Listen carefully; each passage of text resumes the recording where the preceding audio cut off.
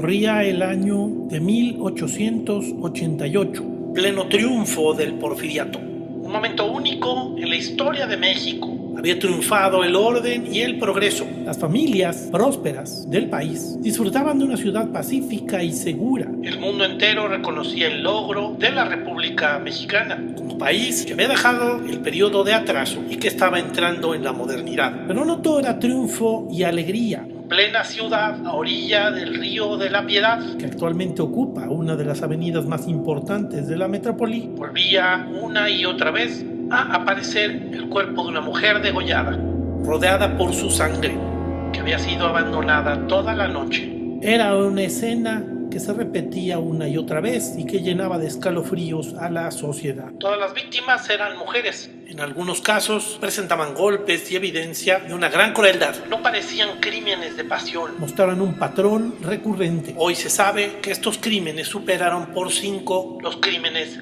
de Jack el Destripador, el asesino londinense de aquellos mismos años 80 del siglo XIX. Los homicidios estaban marcados por la brutalidad y pusieron a la policía en alerta de la Ciudad de México. Había que atrapar al causante de estos asesinatos.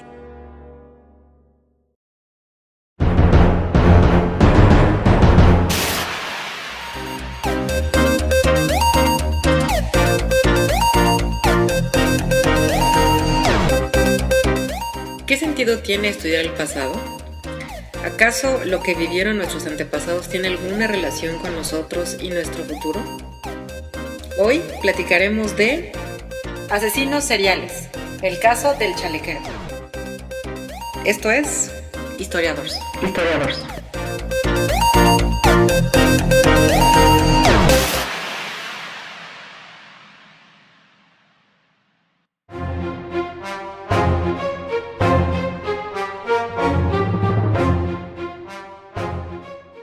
A finales del siglo XIX, uno de los géneros literarios que se encontraban en apogeo en el mundo entero contenía historias de engendros, hombres lobo, vampiros o simplemente muertos vivientes como el del Dr. Frankenstein.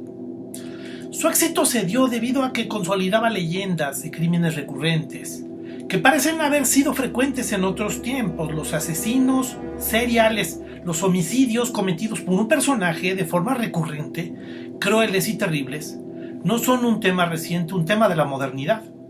Han existido en otros tiempos, desde la antigüedad hasta nuestros días, con más frecuencia de la que quisiéramos. Es a finales del siglo XIX que el mundo conoció a dos verdaderos monstruos. Traspasaron la línea del mito y abordaron seriamente la realidad.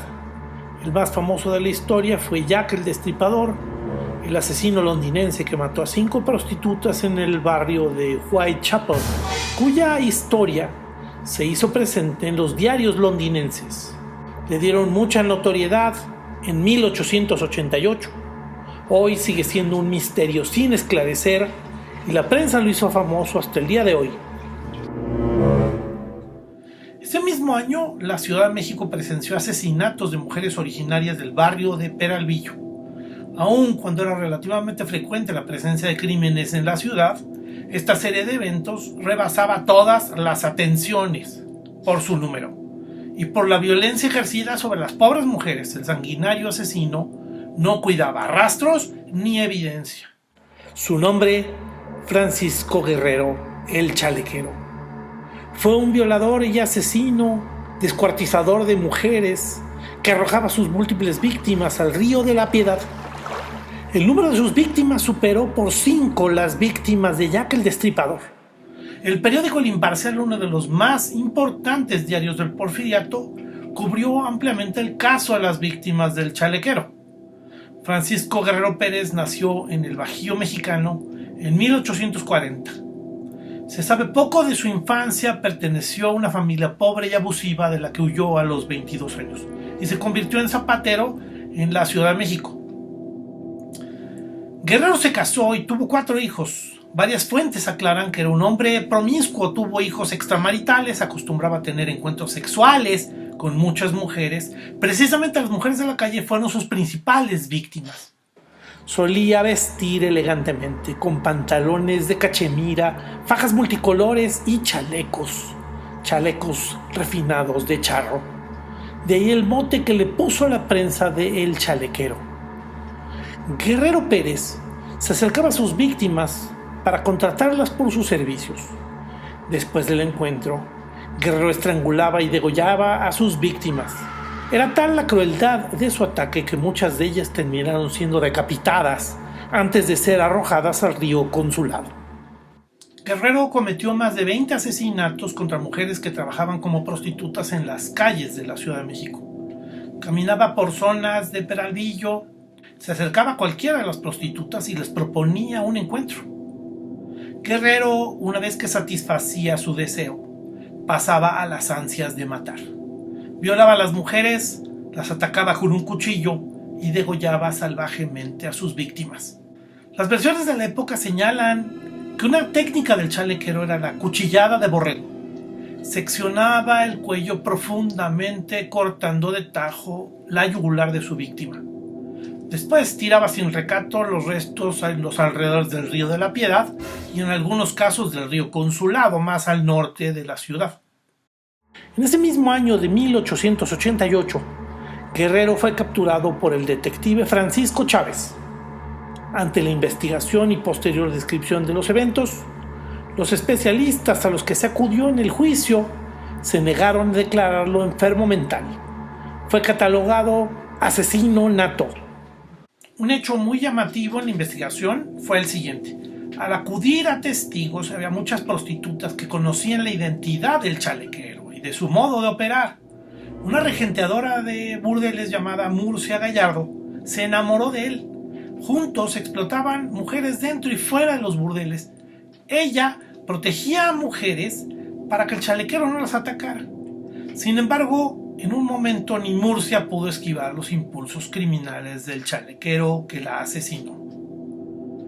Fue tras el asesinato de Murcia que las denuncias se presentaron como torrente. Se le acusó del asesinato de Murcia Gallardo y la violación de una mujer llamada Emilia. Esta última víctima era una lavandera que había sido atacada por Guerrero al regresar de una peregrinación a la villa de Guadalupe. Como acostumbraba, el asesino la estranguló y la abandonó, pensando que estaba muerta, a las orillas del río Consulado. Sin embargo, la mujer sobrevivió y señaló a Guerrero como culpable. Durante el juicio, el chalequero comentó que se consideraba un buen católico y un devoto guadalupano. La prensa lo retrató como un hombre bien parecido, de facciones masculinas y toscas, que era carismático y atractivo en su forma de ser. Guerrero fue condenado a muerte. Sin embargo, el presidente Porfirio Díaz cambió su pena por la de 20 años de cárcel en San Juan de Ulúa. En 1904 fue liberado y regresó a Peralvillo. Pasó poco tiempo para que Francisco Guerrero volviera a cometer sus crímenes. Fue nuevamente detenido el 13 de junio de 1908.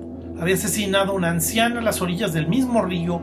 Cuando lo capturaron, Guerrero todavía portaba manchas de sangre de la víctima en su propia ropa. Otra versión cuenta que el apodo del chalequero nació del hecho de que obligaba a chaleco a mujeres a mantener relaciones con él. En cualquier caso, se considera que el chalequero mató alrededor de 20 mujeres en la colonia Peralvillo y sus alrededores, ganándose así el dudoso honor de ser el primer asesino serial mexicano de la historia. Por supuesto, un feminicida. Fue condenado a muerte por segunda ocasión.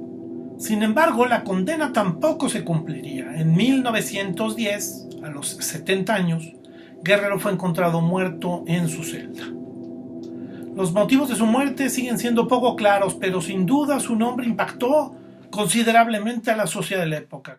Cuando se supo en México de los asesinatos de Jack el Destripador en Londres, muchos periódicos lo llamaron el chalequero inglés. Ya se acerca el Día de Muertos. Día lleno de celebraciones, altares, panes, recuerdos. Pero lejos de ser un momento lúgubre para temer a los muertos, es un buen momento para considerar el peligro latente de los vivos. Solo en pesadillas y cuentos de fantasmas los muertos regresan para hacernos daño. En realidad los muertos son amables y por eso los invitamos con altares a regresar entre nosotros. Los vivos, en cambio, son mucho más peligrosos Y es por eso que aquí contamos la historia de uno de los asesinos seriales más famosos y que sembraron el miedo en la Ciudad de México. El tiempo ha convertido la historia del chalequero en una de las más horrendas leyendas de terror. Estos hombres existieron y forman parte de nuestra historia, una historia que es peligroso olvidar. Así, celebremos a nuestros muertos, recordando a los seres terribles que ganaron vida en las leyendas de la Ciudad de México por dedicarse a la muerte. Esto fue Historiadores, aprendamos de la historia.